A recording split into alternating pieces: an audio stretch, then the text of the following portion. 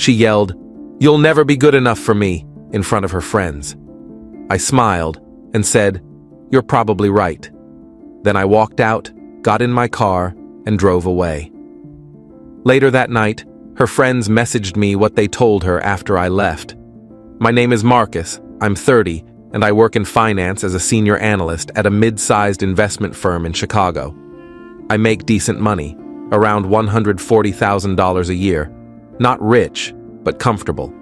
I drive a paid-off 2015 Honda Accord, live in a nice one-bedroom apartment in Lincoln Park, and I've got about $85,000 saved up between my 401k and emergency fund. I'm telling you this because money is what this whole thing ended up being about, even though I didn't realize it at the time. I'd been dating Sarah for 3 years. We met at a mutual friend's birthday party back in May 2021. She was a marketing coordinator at a mid-tier beauty brand, made around $55,000, and honestly, money never seemed like an issue between us. We split dates pretty evenly in the beginning. Maybe I paid 60% of the time, but it felt natural and fair. She was funny, ambitious, loved trying new restaurants, and we just clicked. I thought we were building something real. The first year was incredible. We'd spend weekends exploring different neighborhoods, trying hole-in-the-wall restaurants, going to free concerts in Millennium Park. She never complained about my car or my apartment. She seemed happy. We talked about future plans, maybe moving in together, adopting a dog, taking a trip to Europe when we'd saved enough. It all felt genuine. But about 6 months ago, things started changing. Sarah began making comments, little ones at first. We'd be watching some travel show on Netflix and she'd say, "Wouldn't it be nice to go to the Maldives like them?" I'd laugh and say, "Maybe in a few years when I make VP." She'd go quiet, her smile fading. Or we'd be scrolling through Instagram together and she'd stop at posts of engagement rings, designer bags, luxury vacations. She'd linger on those posts longer than she used to. Then there were her friends, Nicole, Jess, and Amanda. We'd go out with them maybe twice a month, and every single time, the conversation turned to money. Nicole's boyfriend just bought her a Tiffany bracelet. Jess's boyfriend surprised her with a weekend in Cabo. Amanda's boyfriend leased her a BMW for her birthday. And every time, Sarah would come home quieter than usual. 3 months ago, she started pulling away, less texting during the day. When I'd send her funny memes or ask about her lunch, I'd get one-word responses hours later. More, "I'm tired," when I wanted to come over after work. Our Friday date nights became every other Friday, then once a month. When I finally confronted her on a Tuesday night in mid-July, sitting in my living room with Thai takeout getting cold between us, she said, "I just feel like we're not progressing, you know? Like, where is this relationship actually going?" I told her I loved her, that I was actively saving for a down payment on a house, that I wanted a real future with her, that I was planning to propose within the year. I even showed her my savings spreadsheet, my timeline, my plan.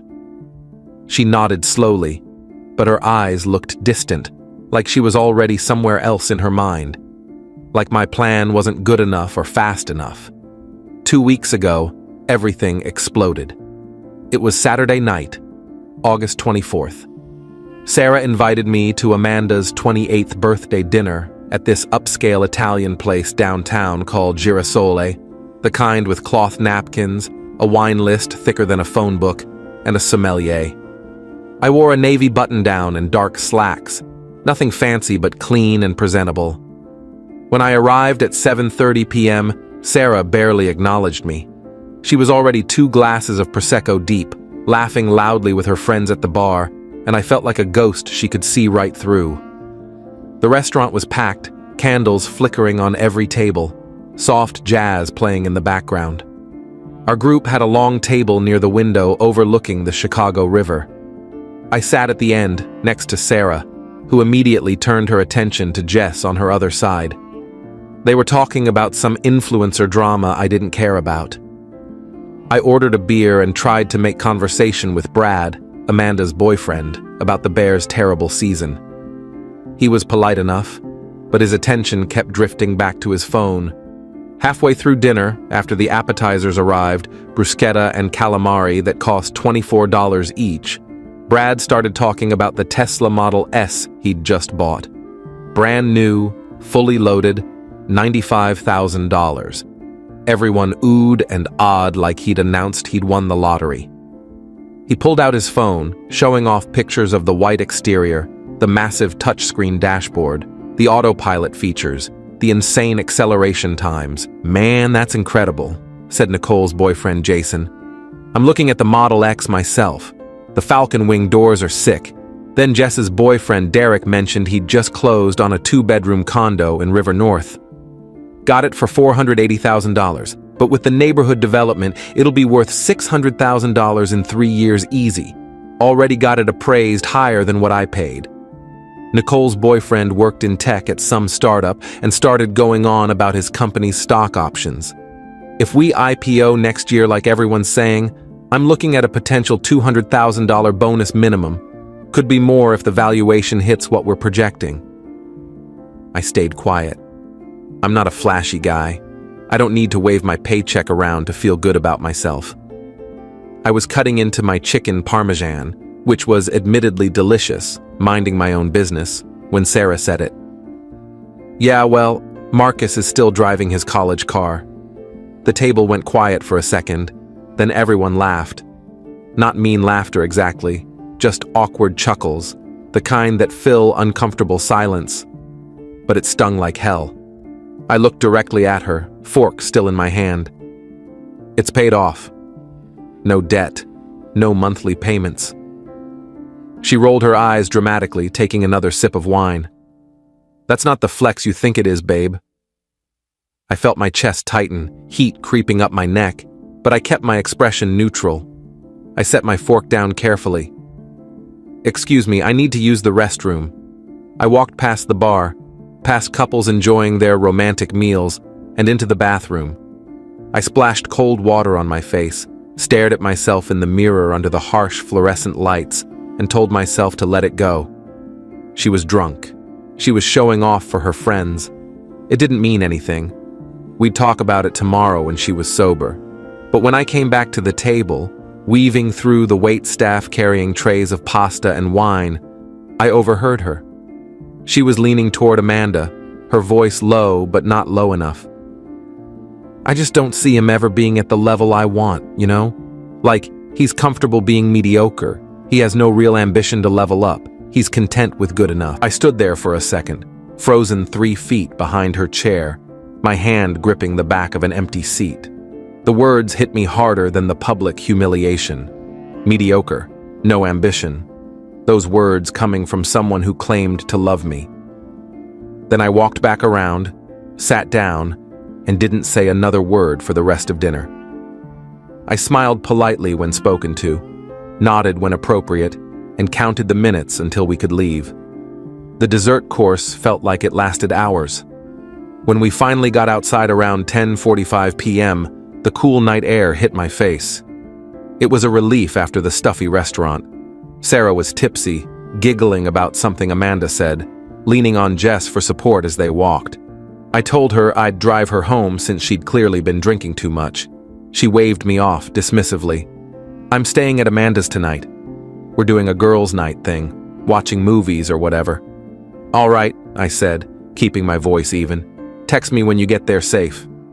"Yeah, sure," she said without looking at me. I started walking toward the parking garage across the street, my hands in my pockets. I'd made it maybe 20 feet, was almost at the crosswalk when she yelled it. Her voice cut through the sounds of downtown traffic, the honking cars, the distant sirens. "You know what, Marcus? You'll never be good enough for me." Everything stopped. Her friends went completely silent. A couple walking their dog on the sidewalk turned to stare. A group of people smoking outside a bar looked over. I stopped walking, my back still to her, and took a deep breath. Then I turned around slowly. She was standing there in her black dress and heels, arms crossed, mascara slightly smudged, looking at me like I was the problem. Like I was the one who'd done something wrong. Her friends were staring at her with wide eyes, mouths slightly open in shock. I just smiled, calm, controlled, the kind of smile that doesn't reach your eyes. "You're probably right," I said, my voice steady and clear enough for everyone to hear. Then I turned back around, walked to my car, got in, and drove away. My hands gripped the steering wheel so tight my knuckles went white. I didn't cry. I didn't scream or punch my dashboard or call her names. I just drove home in complete silence, the city lights blurring past my windows, my mind surprisingly blank. When I got home around 11:15 p.m., I poured myself 3 fingers of bourbon, sat on my couch in the dark, and stared at the black TV screen for 2 hours. My phone sat face down on the coffee table. I didn't want to look at it, didn't want to see her excuses or apologies or whatever she'd send. Around 11:30 p.m., I finally picked it up. 3 messages were waiting. Nicole. "Hey, I'm really sorry about tonight. That was completely out of line. You didn't deserve that." Jess. "Dude, we told her off after you left. Like, seriously went off on her. She was way out of pocket. I'm sorry you had to hear that." Amanda. "Marcus, I need you to know that after you left, we all laid into her. I told her she just humiliated the best guy she's ever dated in front of everyone for no reason. Nicole called her shallow and materialistic. Jess said she was acting like a spoiled brat who doesn't know what she has. Sarah started crying and saying she didn't mean it, that she was just frustrated with her life and her job. But honestly, I think she's been listening to too much toxic bullshit from Instagram influencers and people who think a man's worth is his bank account. You deserve so much better than this. I'm really sorry my birthday was ruined like that." I read all 3 messages twice. I didn't respond to any of them. I turned my phone off and went to bed at 1 a.m., staring at my ceiling in the dark. Update 1. Sunday morning, I woke up at 9 a.m. to 14 missed calls from Sarah and a string of increasingly desperate texts that had come in overnight. Sarah. "Marcus, please call me." Sarah. "I'm so sorry I was drunk. I didn't mean any of it." Sarah. "Can we please just talk? I'm begging you." Sarah. "I love you. Please don't ignore me." Sarah. "You're not mediocre. I was just drunk and stupid." I didn't respond to any of them. Instead, I got up, made coffee, and called my best friend Kevin around 10 a.m. I told him everything that happened. He listened without interrupting, and when I finished, he said, "Bro, you dodged a nuclear missile." Let her sit with what she did. Don't respond. She needs to understand there are consequences. Monday at work, I kept my phone on Do Not Disturb the entire day. I buried myself in a complex portfolio analysis I'd been avoiding for weeks. Numbers, spreadsheets, market projections. It was exactly what I needed to keep my mind occupied. My boss even commented that I seemed exceptionally focused and asked if everything was okay. I just said I was in the zone. Tuesday was the same. Head down, working through lunch, staying until 7 p.m. Wednesday evening around 6:30 p.m., as I was heating up leftover pizza, there was a knock on my door. I looked through the peephole and saw Sarah standing there. I opened the door. She looked absolutely wrecked. Puffy red eyes, no makeup, wearing old gray sweatpants, and a Northwestern hoodie I'd never seen before. Her hair was in a messy bun. "Can I come in?" "Please." I sighed deeply and stepped aside. She walked in slowly and sat on my couch, the exact same spot where I'd sat alone after she humiliated me. The irony wasn't lost on me. "I was drunk and stupid," she started, her voice shaky. "I've been under so much pressure at work with the new product launch, and my friends have been in my ear about..."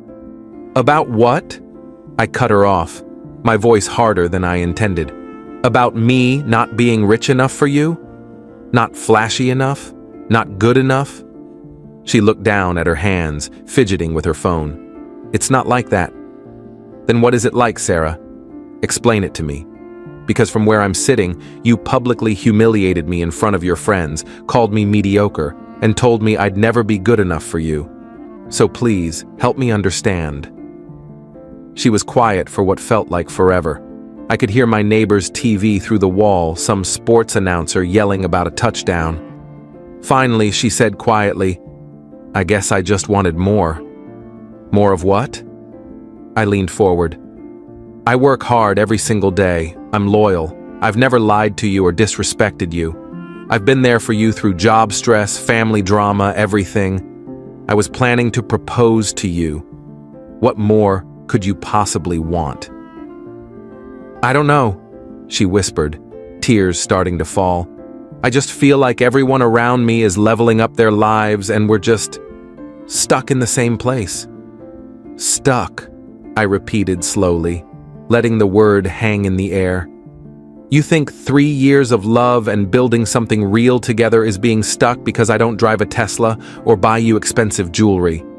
She started crying harder, her shoulders shaking. "I didn't say that." "You did, actually.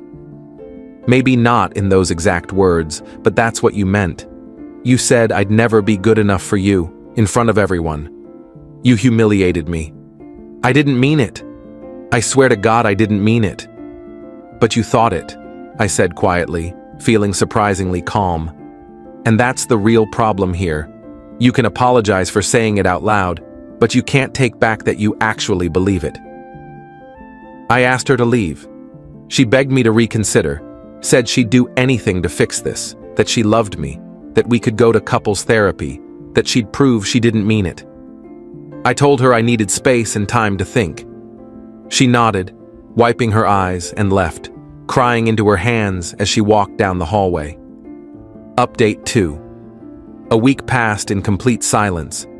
I didn't reach out, didn't check her social media, didn't ask our mutual friends about her. I just focused on work and myself.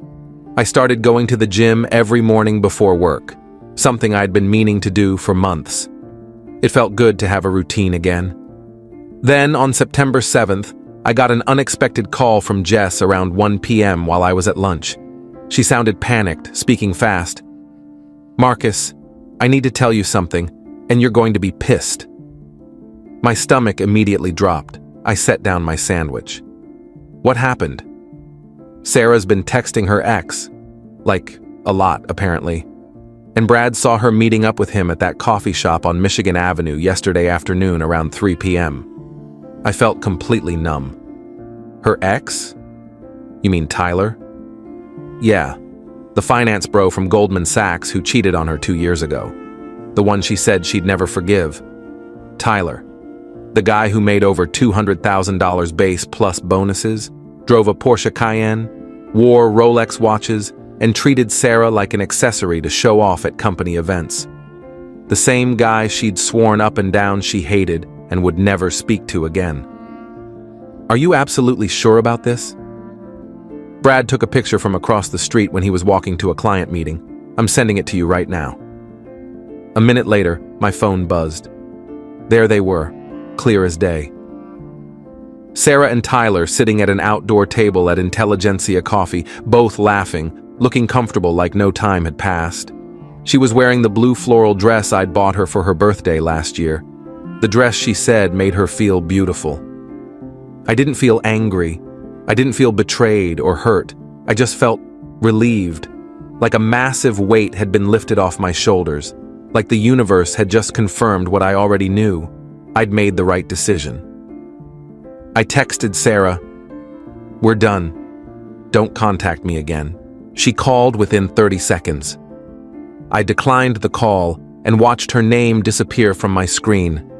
She texted immediately, "Marcus, please, let me explain. He reached out to apologize for everything. I swear it's nothing, we just talked. I still love you. Please." I blocked her number, her Instagram, her Facebook, everything. Complete digital silence. Update 3.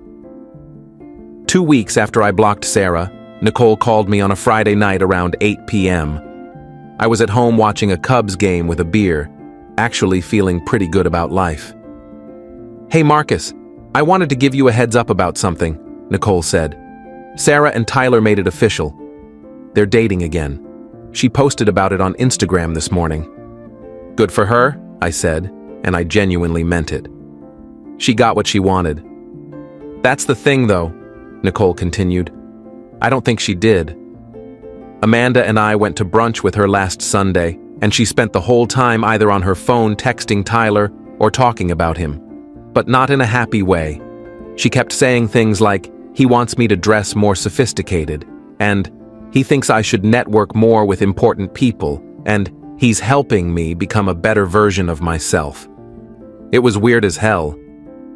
Sounds like Tyler, I said. He always treated her like a project.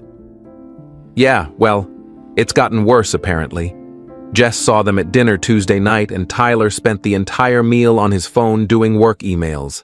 Didn't even look at Sarah, just kept ordering for her without asking what she wanted. I took a sip of my beer. That's his style. Everything has to be controlled by him. There's more, Nicole said. Amanda ran into Sarah at Target yesterday and Sarah looked miserable. She tried to act happy, showing off this Gucci bag Tyler bought her, but Amanda said her eyes looked dead. And get this, Sarah mentioned that Tyler wants her to quit her marketing job because it's beneath the lifestyle he's building, and he wants her to focus on being more present for his career needs. Jesus, I muttered. So he wants her to be unemployed and completely dependent on him. Exactly. And when Amanda asked if she was happy, Sarah just changed the subject really fast.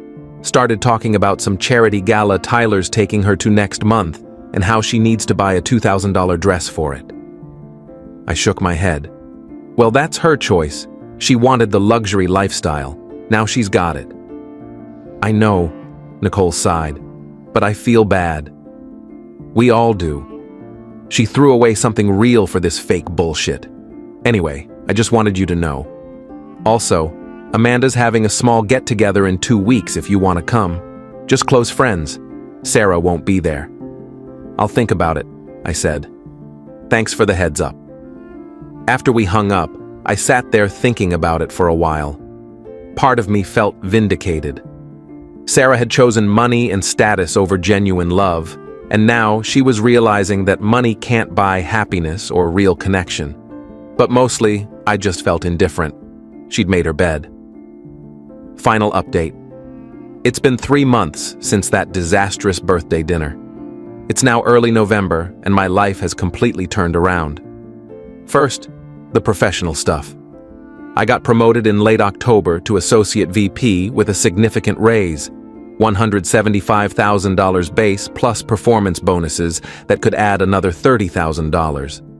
My boss called me into his office and told me my focus and work quality over the past few months had been exceptional. Funny how a clear mind and no relationship drama can improve your career. I've been hitting the gym 5 days a week, dropped 15 pounds, and actually feel strong and healthy for the first time in years. I reconnected with my college buddies, started playing basketball on Wednesday nights, and honestly, I feel lighter and happier than I have in years. 2 weeks ago, I went to Amanda's get-together. It was actually great. About 15 people, good food, no drama. Nicole, Jess, and Amanda have all been incredibly supportive. They've completely cut ties with Sarah over what happened. Apparently, she kept trying to justify her choices and blamed me for not being ambitious enough, and they weren't having it. At the party, Amanda pulled me aside. I need to tell you something about Sarah. It's bad.